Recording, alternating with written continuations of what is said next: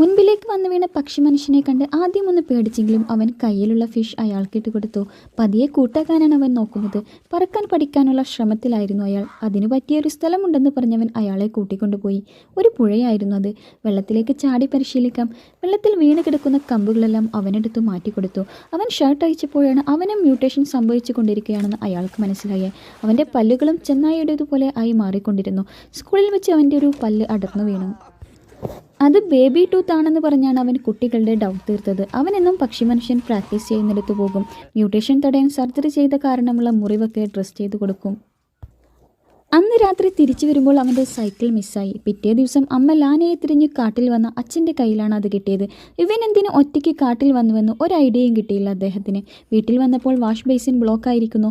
Block മാറ്റാനുള്ള ശ്രമത്തിനിടെ അദ്ദേഹത്തിന് കുറേ രോമങ്ങളും കൂർത്ത നഖങ്ങളും കിട്ടി. കാര്യങ്ങൾ ഇപ്പോൾ ഏറെക്കുറെ മനസ്സിലായിരിക്കുന്നു അദ്ദേഹത്തിന്.